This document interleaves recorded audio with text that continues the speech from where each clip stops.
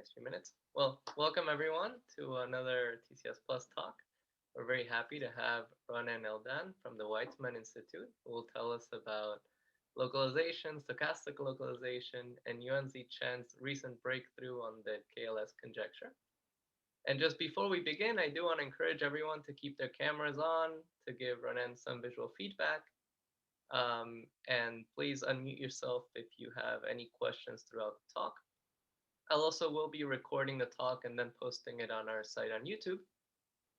And finally, just a few thanks to the rest of the organizers, which include Clement Kannan, Rachel Cummings, and India Day, Sumeka Garg, Gadam Kamath, Ilya Rasenstein, Oded Regev, Salil Shram, Noah Stevens-Davidowitz, Tomas Vidik, and David Weiss.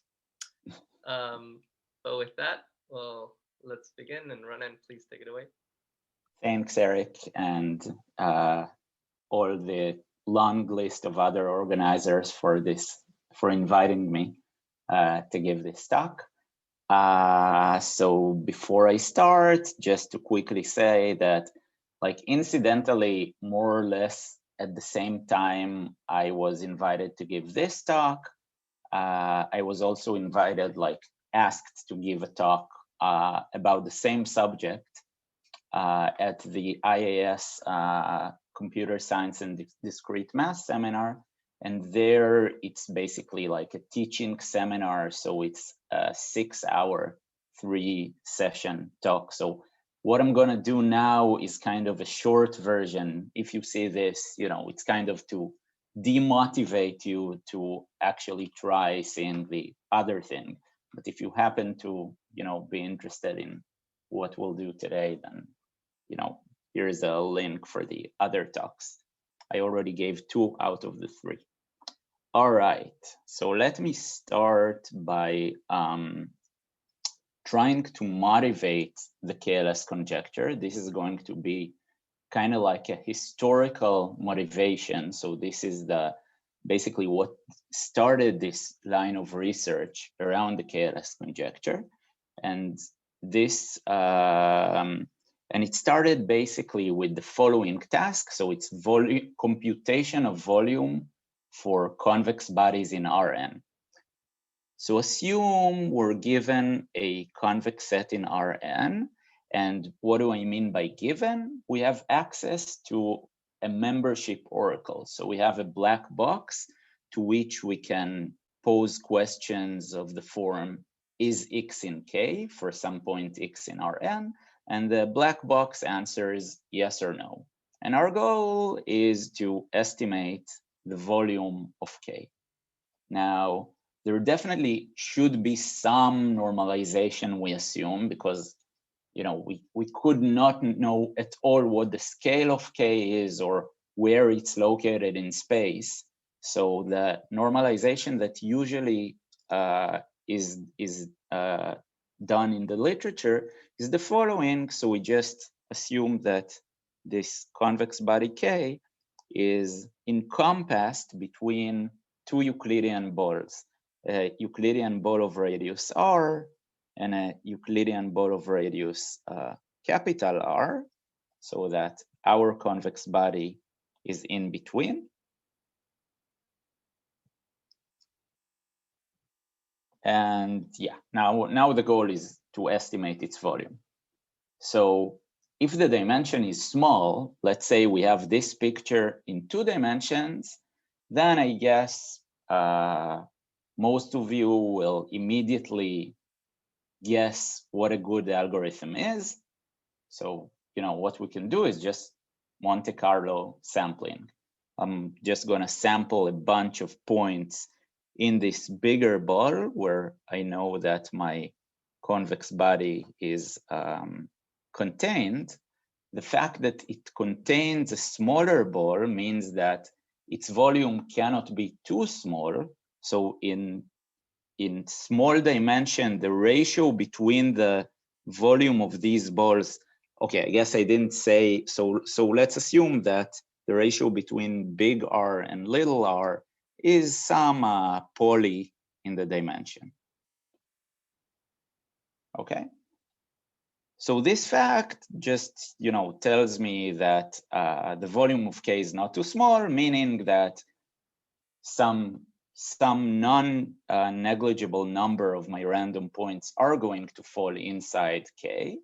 And then you can, I can just estimate its volume by counting the number of points that fall inside. And that's it, problem solved. What happens in high dimensions?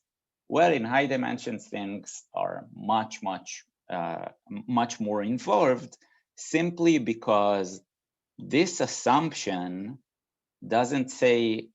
basically doesn't even ensure that one of the points, if I only have a polynomial number of random points, say, that I can test, none of the points will typically fall inside my convex body, right? Even if you take like a cube that's encompassed between two Euclidean balls in the most optimal way possible, none of the points is going to fall inside with high probability if I only have polynomially many points, right?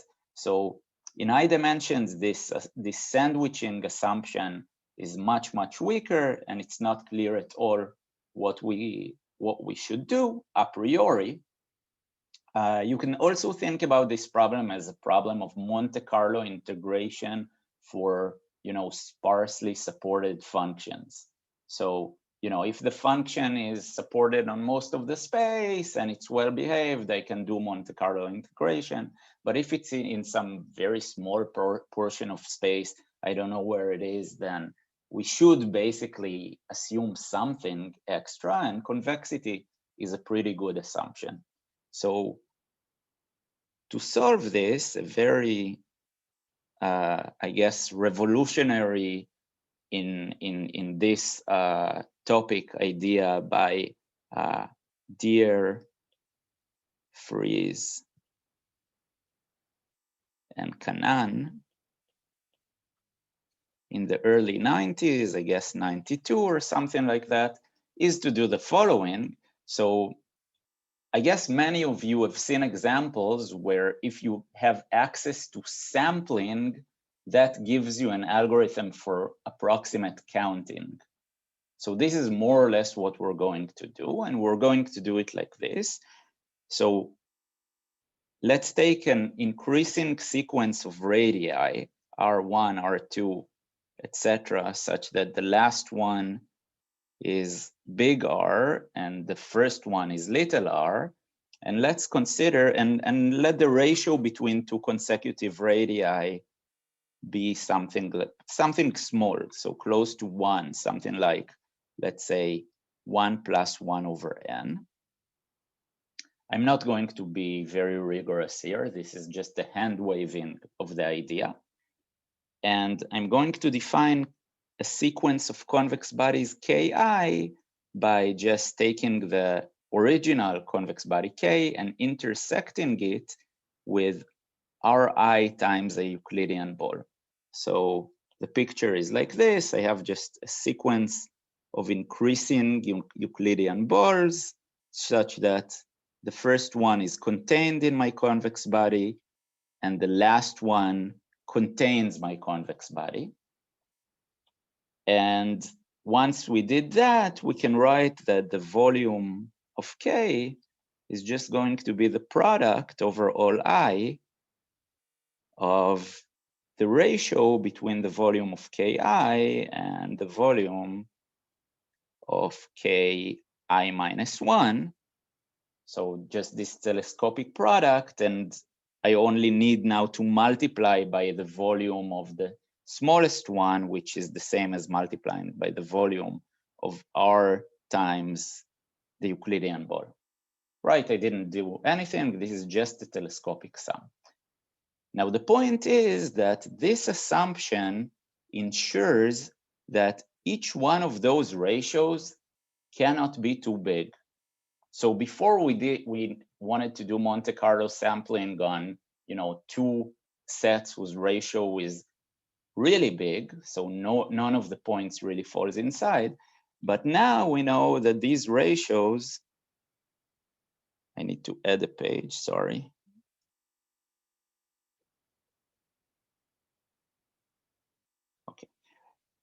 So now we know that these ratios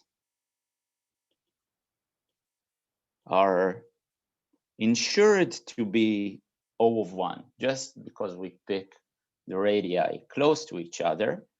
So, you know, they can be estimated by sampling. If we can sample from Ki uniformly.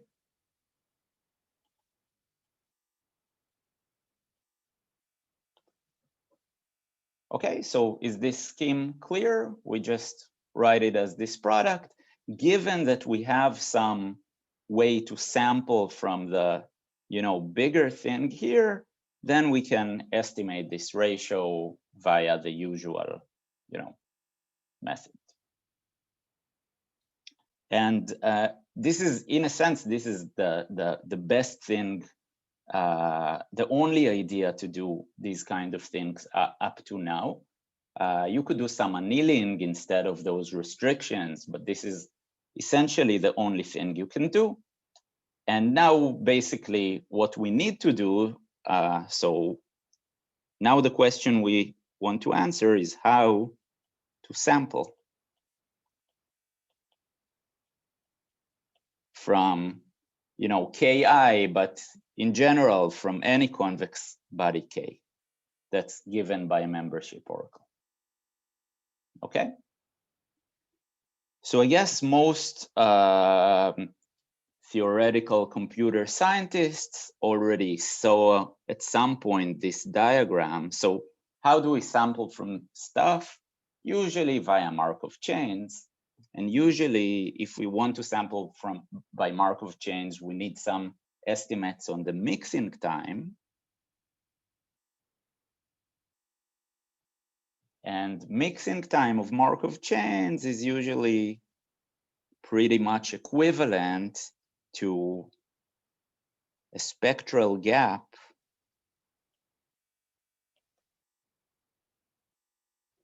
of the associated operator. And spectral gap, if we want to establish some spectral gap, a good way to do it is usually by establishing some expansion properties. Okay, so the fact that expansion implies spectral gap is usually attributed to Chigger. Of course, I'm going to explain, you know, more accurately what I mean by all these things. But in the end, if we want to sample, we usually want to first establish that that the Markov chain has some expansion properties, and the Markov chain that we can consider just as an example. There are several Markov chains, but a concrete example of a Markov chain for this case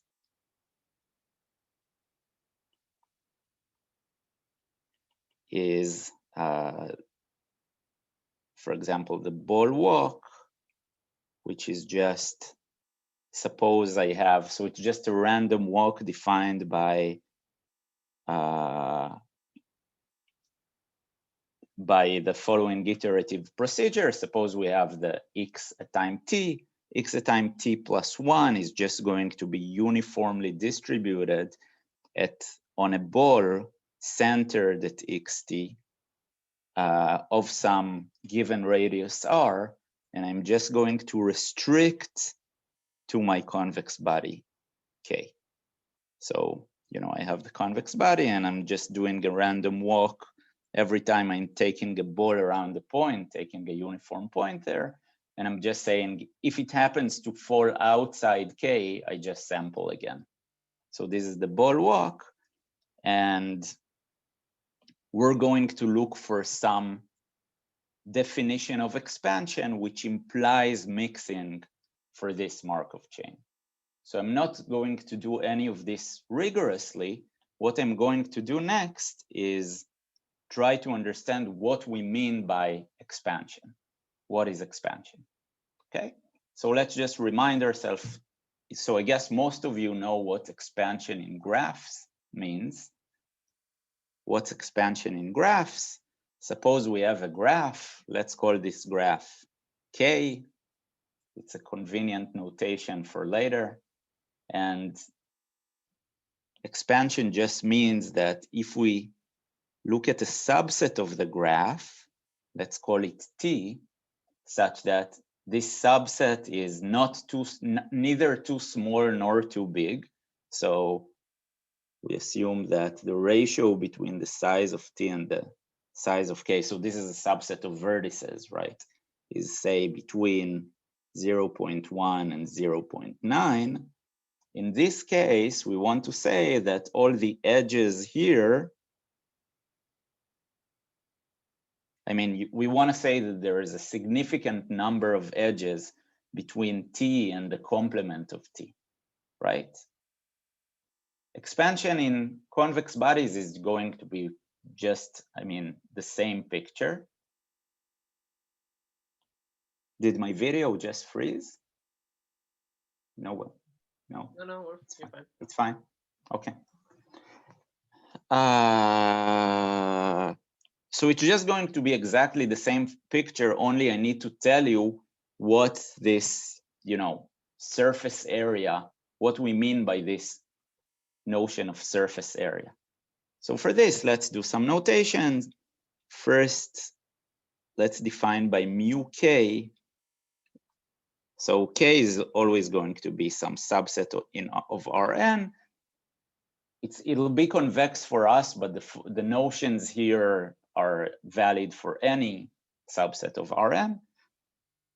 Let's define by mu sub k the uniform measure in k.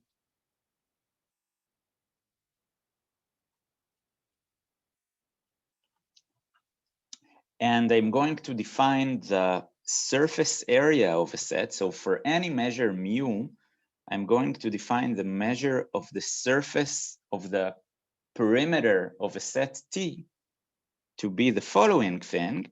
Take the set T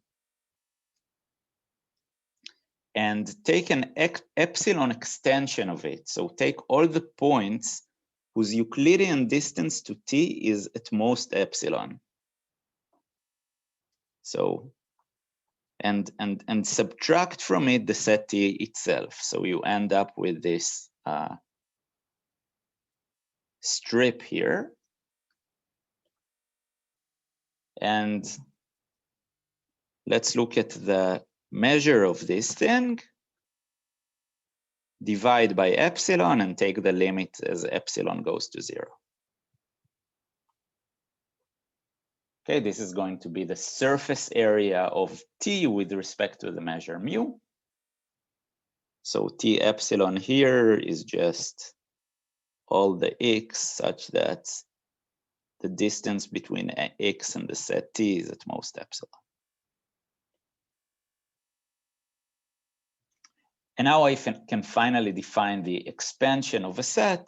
So the expansion, which we denote by psi, of a set K, or let's say of the, okay, let's just write here of a set K, even though this notion will just depend on the measure mu sub K, is going to be the most efficient way to, cut the set K into two parts, which are, roughly like this in terms of surface area. So it's just going to be the infimum over all T of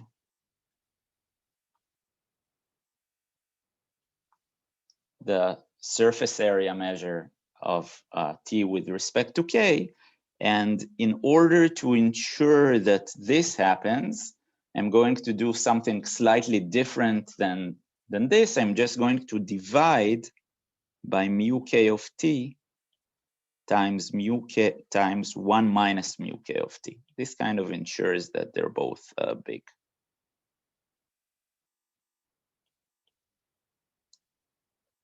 So some of you might have seen this definition. It's usually called the Chigger constant of the measure.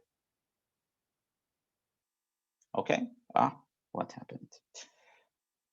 And it turns out, so for our purposes, there's a result that conveniently assures us that this is more or less equal. So when K is convex, a theorem by Sternberg and Zumbrunn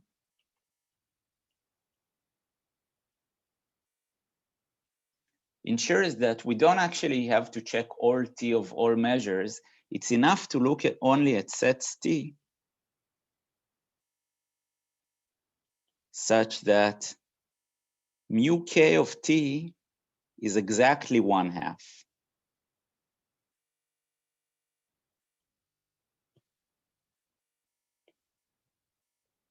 So for us, if you don't, if this definition confuses you, just take whatever definition you like better. Somehow it's enough just to consider T, which divides the volume of K to 2 parts of exactly equal mass, and look at the surface area. Okay. So what we want to establish is some lower bound on this quantity psi K. Now, just establishing a universal lower bound for all convex bodies doesn't make much sense because, this thing rescales with the convex body. We need some kind of normalization. If we make it, if we dilate it to make it much smaller, this becomes smaller. So it doesn't make any sense. One assumption you might want to say, one normalization you might think is natural is just to, any suggestions actually what we should assume before I? So maybe you would want to assume that the volume of the convex body K is fixed to be 1, say. But I claim this is also not enough because I can find sets of large volume which look like this. They're like very long and thin in some direction. And then, they have very small cuts. So our normalization is not only a matter of rescaling, it's also, it needs to be some kind of, there should be some linear transformation involved in it. And the natural normalization turns out to be, so let me define psi K lin here, lin stands for linear, to be exactly the same thing as here. So let me copy paste this. Never mind, I'll just write it again. The infimum, instead of over all subsets T, over all half spaces H.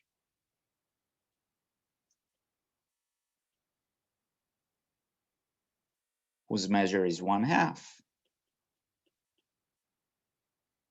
of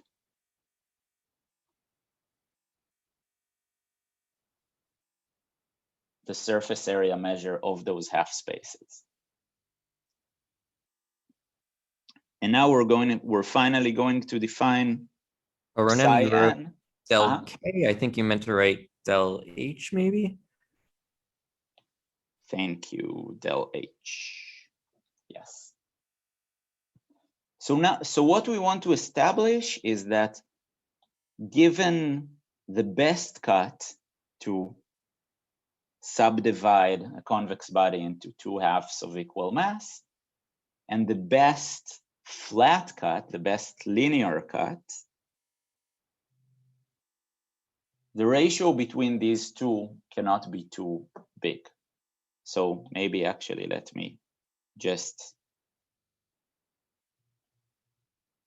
so the KLS conjecture, we can finally formulate it, states that psi K is just omega of psi ln K. and that's for all k, and this omega is, let me emphasize that it's independent of dimension.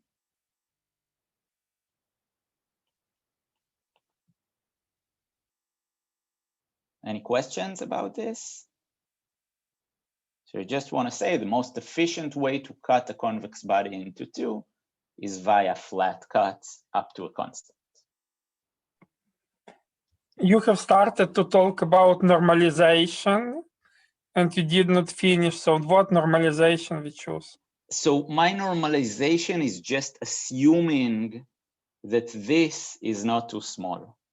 So instead of looking at all convex bodies, I'm looking only at convex bodies such that this is at least 1. And then I'm trying to minimize this. You know, those two rescale in the same way.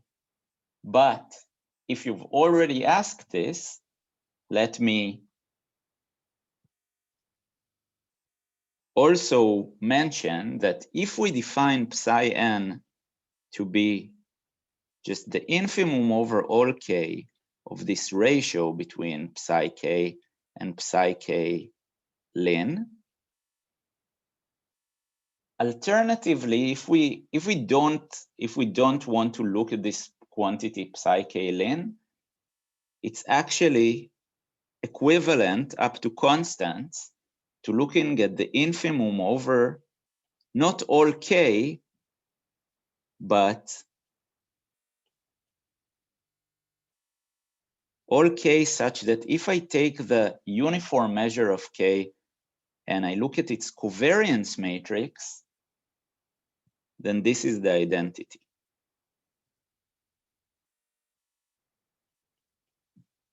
So either you can assume that linear cuts are not too small, or you can just normalize the covariance to be the identity. It's not a very hard fact to show that under this normalization, you have that essentially all linear ways to divide the body into two parts of equal mass are of constant surface area. Okay, I'm not going to prove this, but it's a pretty elementary fact, which follows from the Brun-Minkowski inequality. Good. Any questions so far about these notions? Is there a discrete version of the Sternberg and Zumbrun theorem? So it relies on convexity, and I'm not sure what the right notion of discrete convexity is.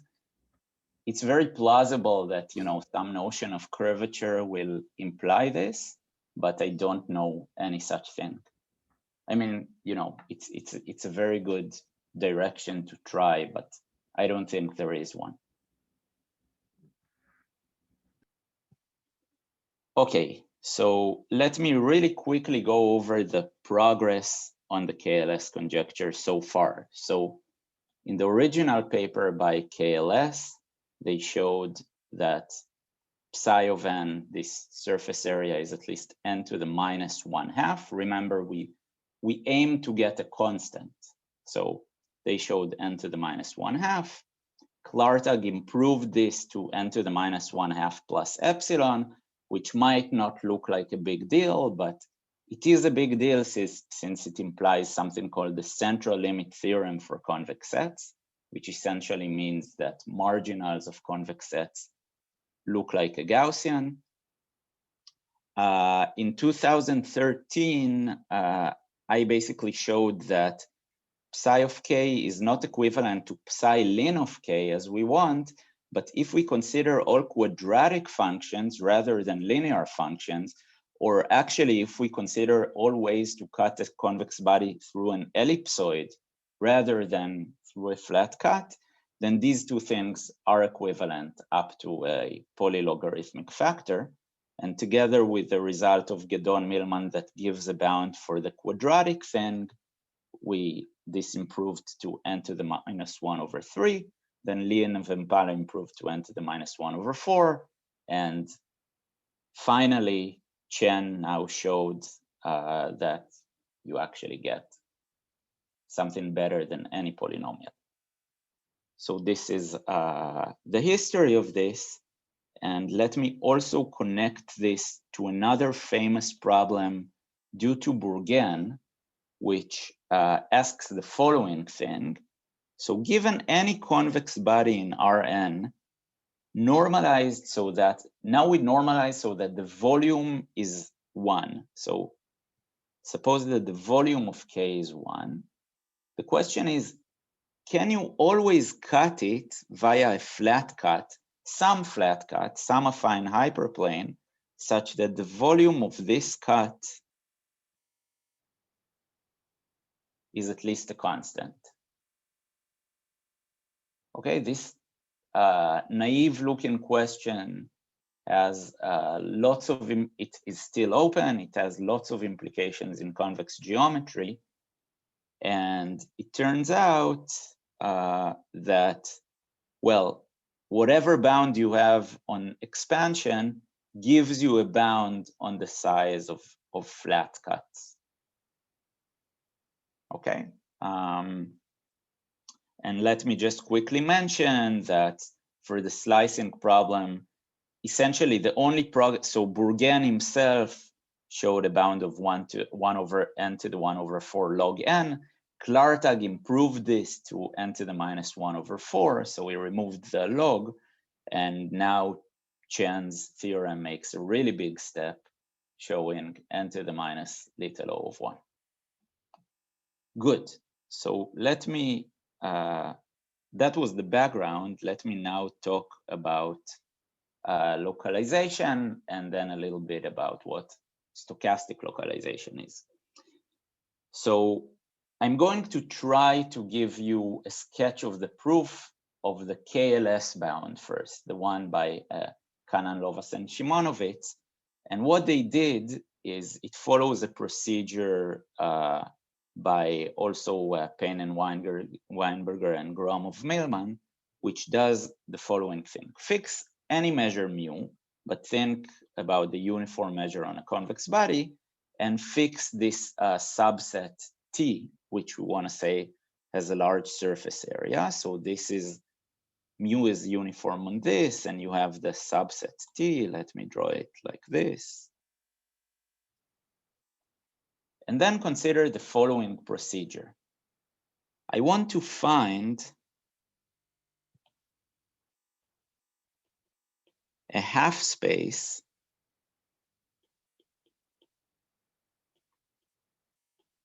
H such that if I cut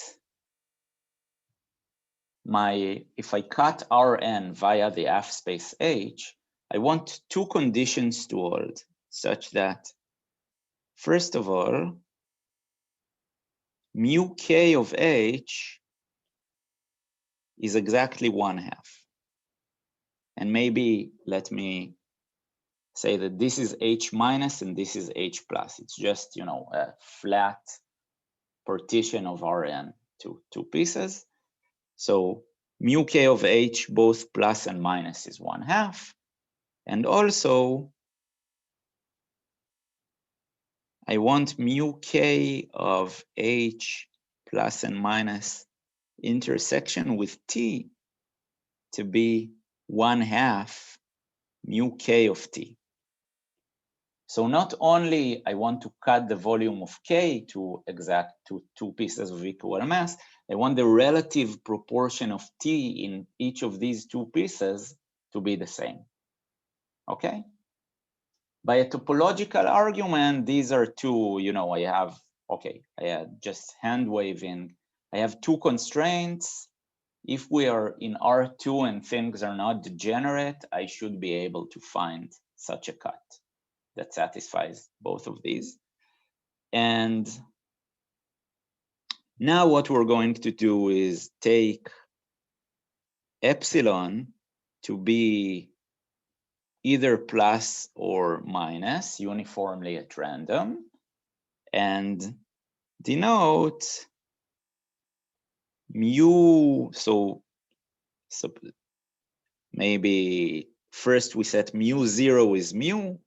We're going to do an iterative procedure, and then we're going to denote mu I plus 1 to be mu I restricted to this half space H, and with the we just take one of the sides at random. So maybe let me add an I here. So basically at each iteration I, we find the half space HI, we take epsilon I to be a random sign, and then we restrict like this, and we iterate. So what we're going to have is the following. In the second iteration, we're basically left with this half, say, and then we're going to cut again, and then we choose one of the sides, and we're going to cut again, etc., etc. And the point is, if you think about it, so from a topological point of view, kind of if you have two directions of non-degeneracy, if you look kind of like a one-dimensional thing, then you cannot really satisfy these two things. But as long as you are in dimension 2 and above, you can find a solution to this, meaning that you can iterate this procedure and converge to things which are essentially one-dimensional. So in the end, when in some kind of limit of this procedure, I end up with things that look like kind of like one-dimensional needles. And to be more rigorous, by taking a limit of this process, we get something that we call a needle decomposition of our measure, which is the following thing. So start with a measure mu and a set t. By doing this procedure, we can decompose the measure mu, so we can express it as the expectation of some other measures, mu sub theta. These measures are just, this theta represents the choice of signs that we had, such that every such measure has two properties. First of all, we kept the volume, the relative volume of T fixed. If it was 1/2 before, it's still going to be 1/2. And second, those measures mu theta are both one-dimensional, so they are essentially supported on a line, and more importantly, on that line, I've basically maintained convexity in the sense that those measures will be log concave, so their density will be e to the minus some convex function supported on a line of this form, some, u plus tw. So if I go back to the picture above, in essence, what this does is it does a disintegration of the uniform measure on K to many, many, many, measures on one-dimensional lines. Those measures are not uniform because if when I keep cutting things, I'm approaching these lines not via cones or not via, tubular neighborhoods, but, via some arbitrary convex things. So in the end, there is going to be some kind of Jacobian that tells me once I got to this line, there is some non-trivial density on this line, but this density is going to be nice in the sense that it's going to be log concave. And the way to use that is now to say that, so the KLS proof basically says that the diameter, it just relies on the fact that the diameter of mu sub theta is always bounded by the diameter of K, or the diameter of the support of mu theta. is always bounded by the diameter of K.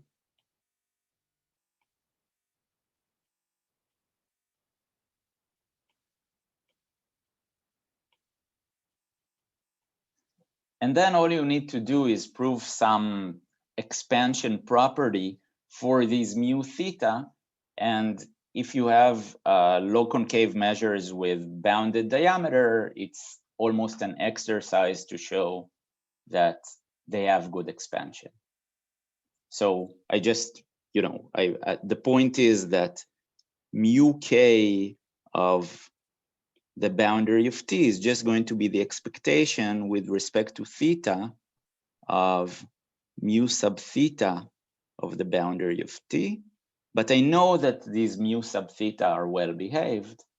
So this gives me the bound, essentially it gives me a bound like the expansion of K is at least 1 over the diameter of K. And from this to their bound, it's almost an exercise. So you can kind of assume that the diameter of K is just Ronen, which is, where most of the mass is located if you assume the covariance matrix is the identity. So this thing is like Ronen. Okay. So Ronen, I'm bothered by something that Yeah. might be overly technical, but it feels like the measures that you'll get, these mu thetas, actually should be degenerate, not just in the sense that they're one-dimensional, they should also be like delta functions. No. Right? Okay. I'm really glad you asked it. Okay. So if I enforce you to keep the proportional measure of T fixed, you cannot get to a delta function because, the delta functions will have to concentrate here, like on the boundary of T.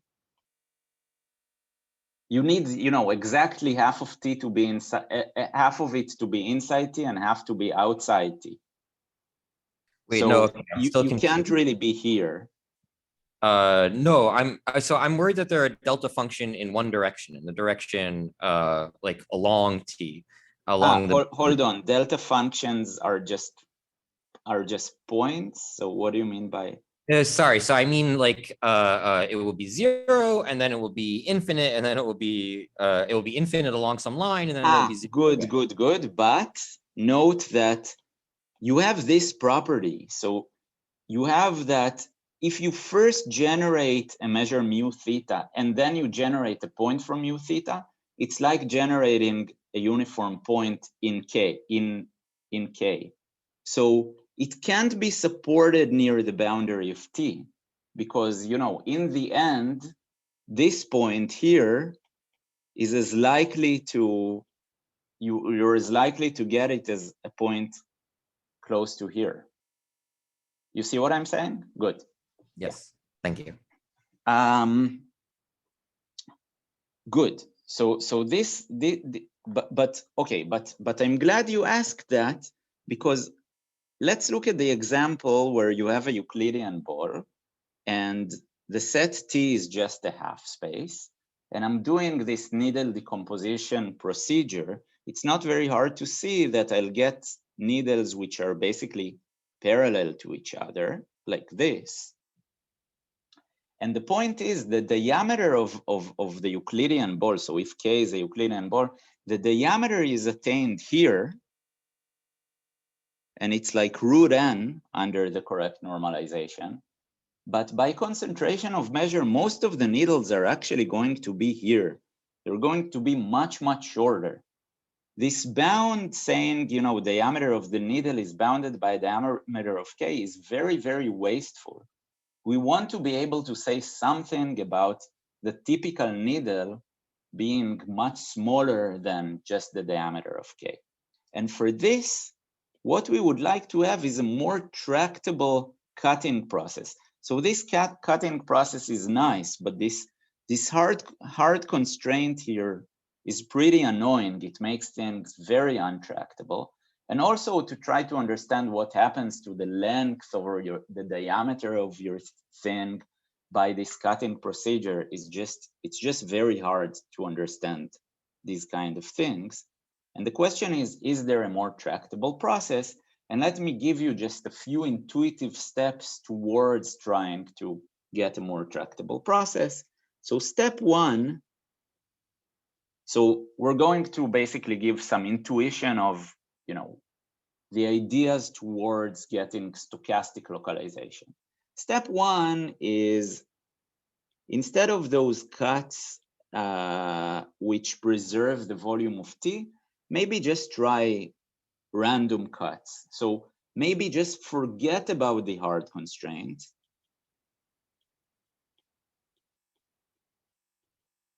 About the hard constraint, meaning that mu k of h cap t is equal to 1/2 mu k of t. Just completely ignore it and hope that maybe it's going to be true just in expectation. And then maybe by some concentration martingale arguments, you would get that, it's not 1/2, but it's almost 1/2. This is step one, which I think was kind of obvious to the community, but then you just get this cutting procedure of a convex body. You cut it into half, then you cut it again and cut it again. And you still want to say you preserve convexity, but it's still very hard to analyze what you converge to. Do you converge to something which is nicely behaving? We want it to be maybe one-dimensional and with a small diameter. So this was step one. It doesn't help us so much. But now let's delete. Now let's go to step two. And for step two, I guess most of you know this, but we're going to go from the space of sets to the space of measures. Instead of looking at uniform measures on sets, let's look at a slightly more general class, namely log concave measures. We're going to say that a measure mu is log concave if it has the form e to the minus some convex potential.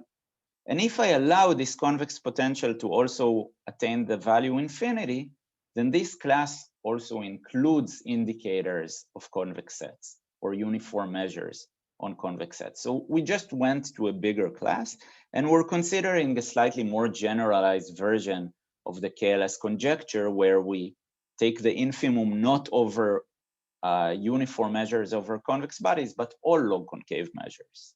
So we just generalized stuff. And when we go to this world of log concavity, there is actually a very nice thing that happens when this potential V of X is uniformly convex.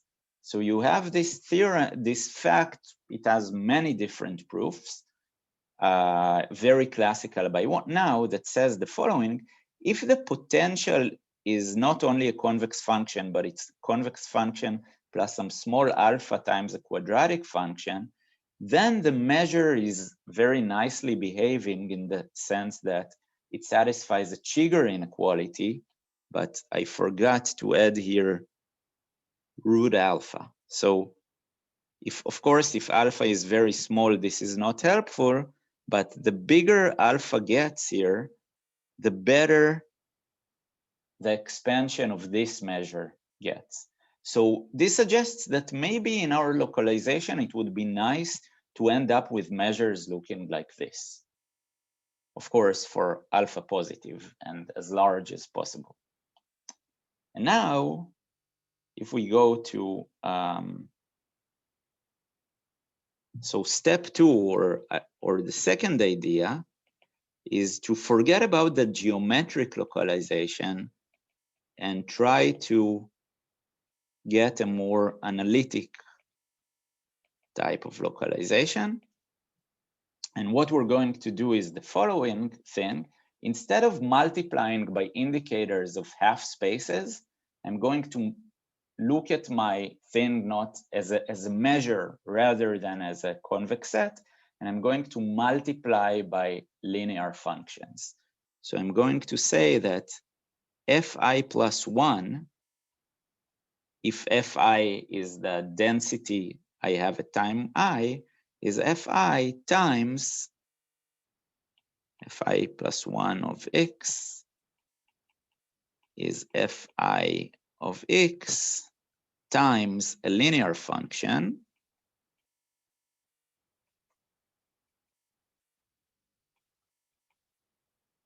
which has a random slope, and the slope is going to be, say, Gaussian distributed with covariance matrix epsilon identity for some epsilon fixed and, I don't know, maybe small. And this, I just need to tell you what this AI is.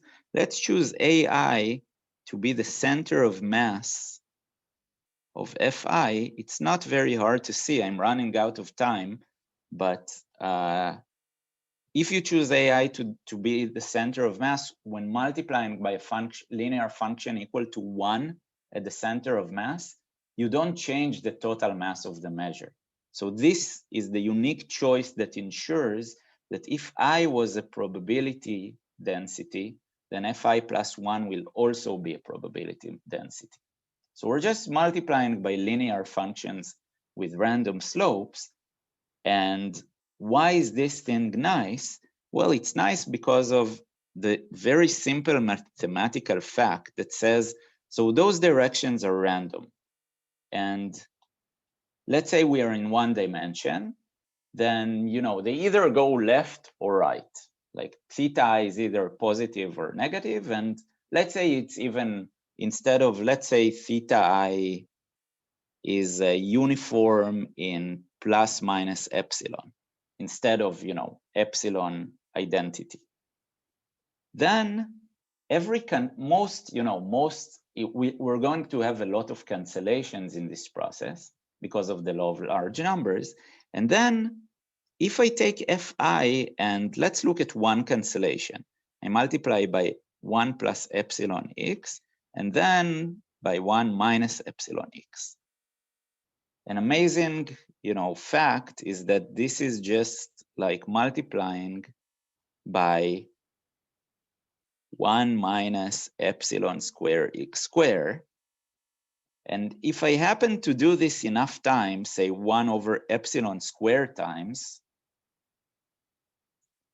then I've basically taken my function and multiplied it by e to the minus x squared. So by doing this procedure, I kind of add this potential that looks like a Gaussian to my measure, which kind of ensures that if I do it for a while, I'll end up with something that already attains concentration because of strong log concavity. Okay?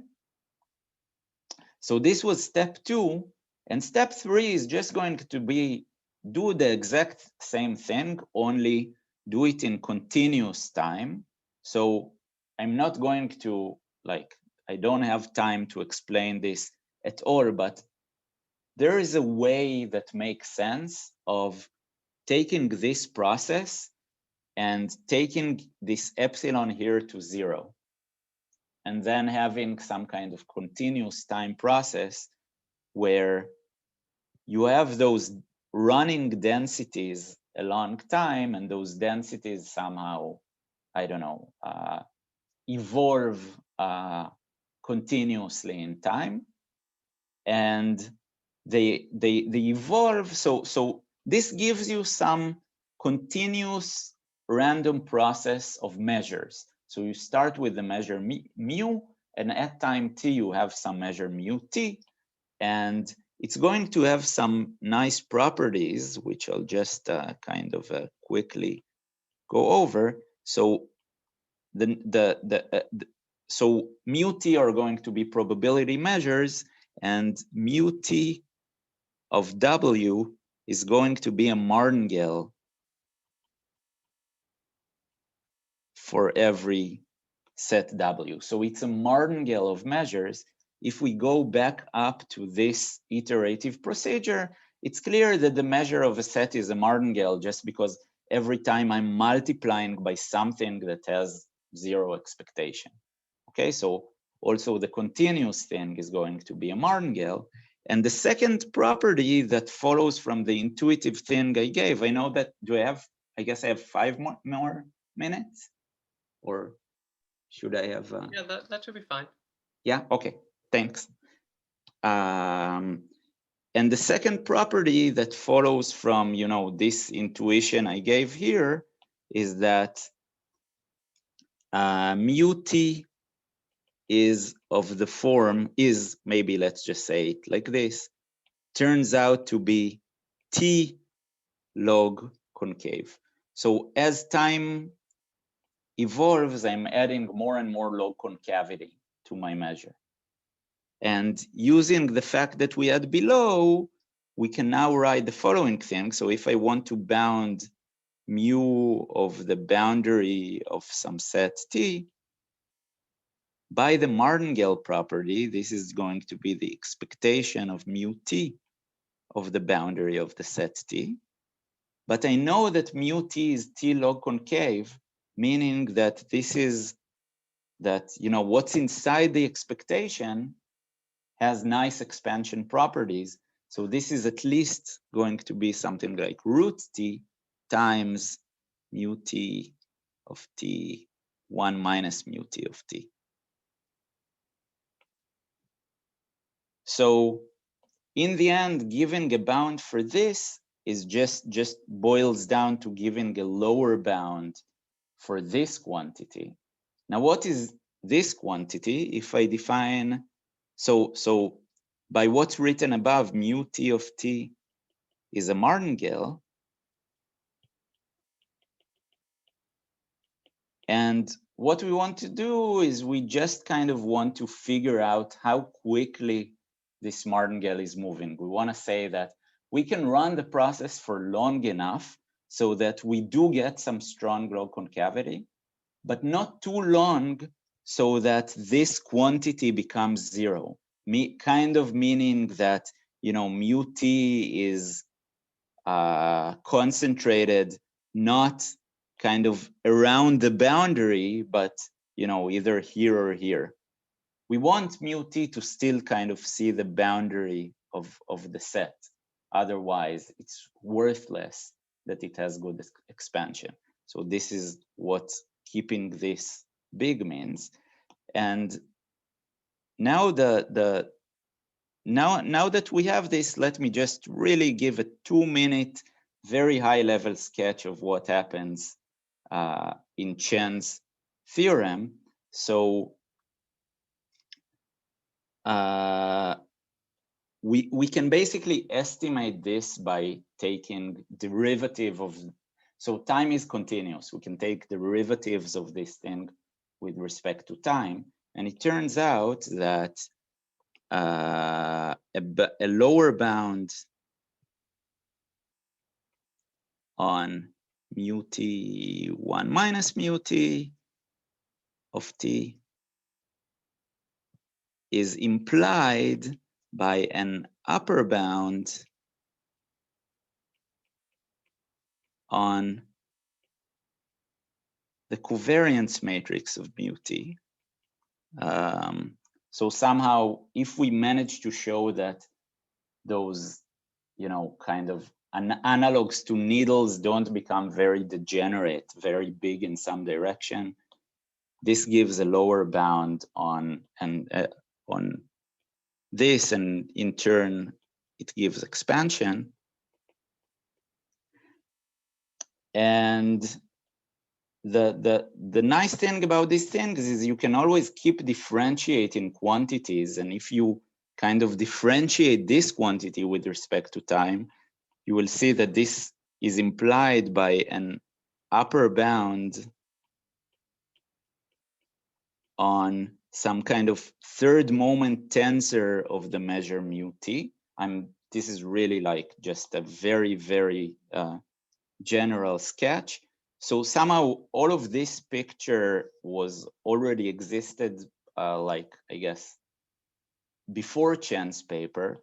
And Chen's main contribution was basically saying, if I have some lower bound on expansion, there is a way to use the Poincare inequality to say that there's some kind of feedback loop here that again implies some upper bound on like those tensors that you have to bound, and together with like another bound on the strong low concavity,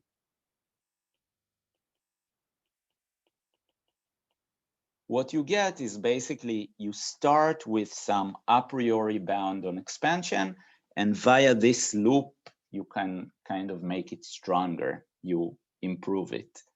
And like this is a very, very high level of what Chen's paper is doing. It's kind of, it manages to establish this, like this implication in a way that's actually useful.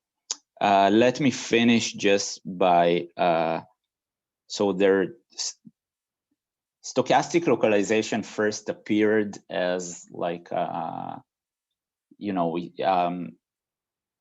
so it was first, like the first application was towards KLS, but by now it has many other applications. So, you know, I'll just show you this slide. So if you're interested, you can have a look at other applications. Thanks. Sorry, I took a bit more time than I had.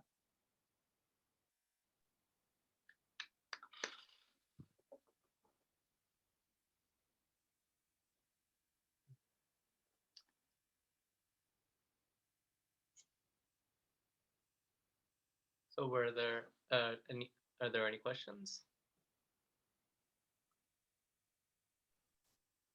Hello.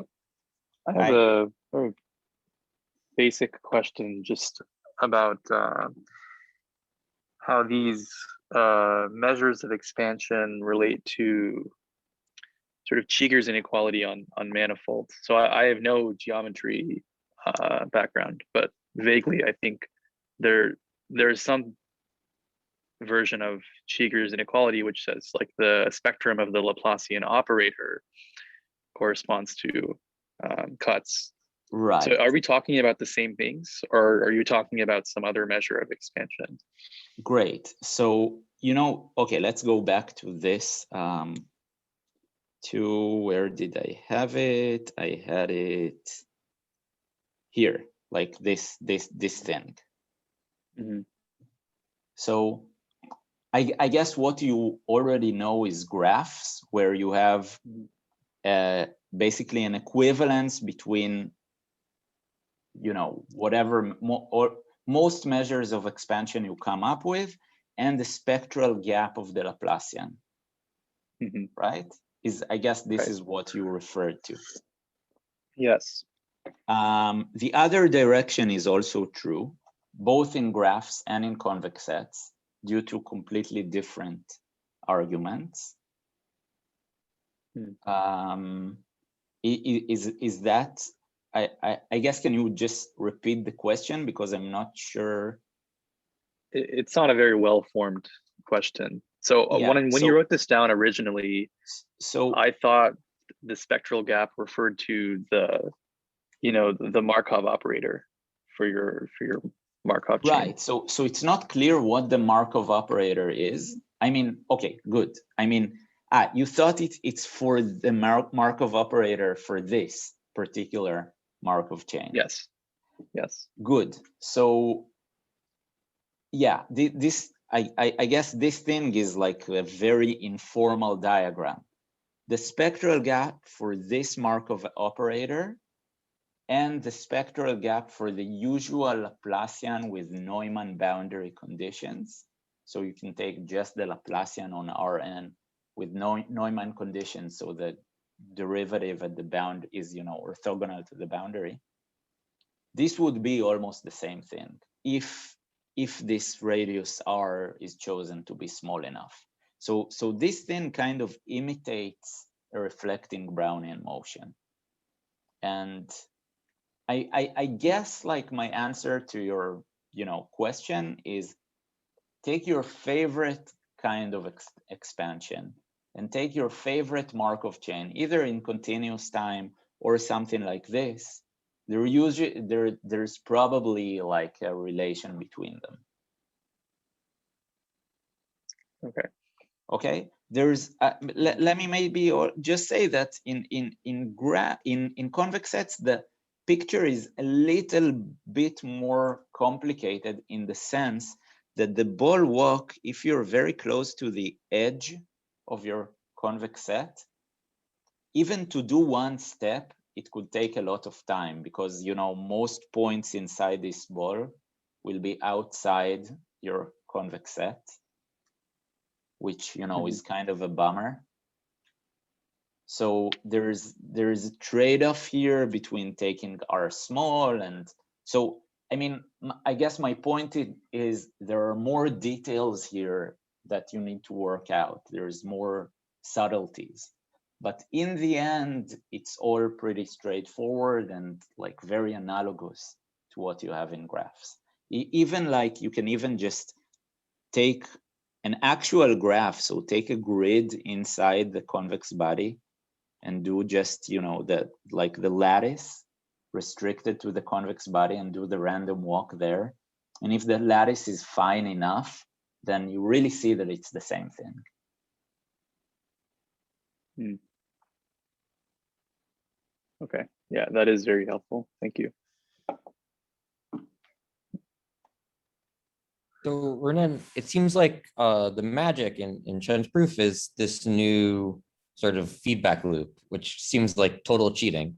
And like, I wonder if you can give any intuition for like why this could possibly work, that somehow small. Okay, so maybe, you know, I didn't have a lot of time in the end, so maybe I should have mentioned that historically, like Lee and Vempala also thought such a feedback loop should work. They are the ones who basically like had this idea that maybe such a feedback loop works. But not as ridiculous. They couldn't like, yeah, they had like, there was a small mistake in their paper. So, but okay, to explain to you why one would think that such a thing would hold, maybe I need to, I should have focused a little bit on like the history of this thing, which is, so in my paper from 2013, you already had all these implications from this to this to this to this. Only it was done in a, like, I didn't connect the pieces of the puzzles in like the right way. So somehow, if you used, so it only worked if you used the very involved a priori bound on this thing. So there were other works. So this thing is, okay, there were other works essentially bounding this, and then I could go all the way here. And what Lee and Vempala did in their paper is they basically improved the framework and in a way that, like, on an ideological, like the overview was exactly the same, all these implications, but they were done in a better way, so that like a super easy bound on this, essentially the easiest one you could think of, already implied the very non-trivial and in fact, you know, the state of the art bound on expansion. They did this in their paper, and once they did this, it's so their bound on expansion already implied a better bound than the a priori bound that they used on this, on what you start out with. So they already had something like this, only the improved bound here didn't give anything better if you go all the way here. Somehow the dumbest bound you could have and whatever you got by following all this thing was just the same if you just plugged it into the framework.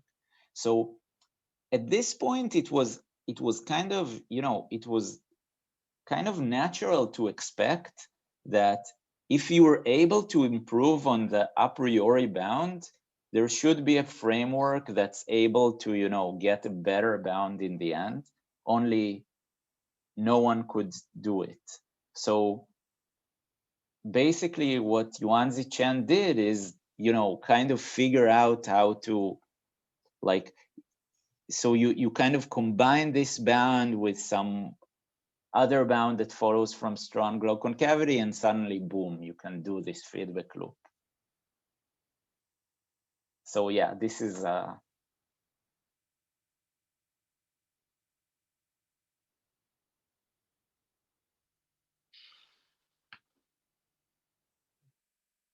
Well, thanks again, Ronen. I'll stop the recording. We can continue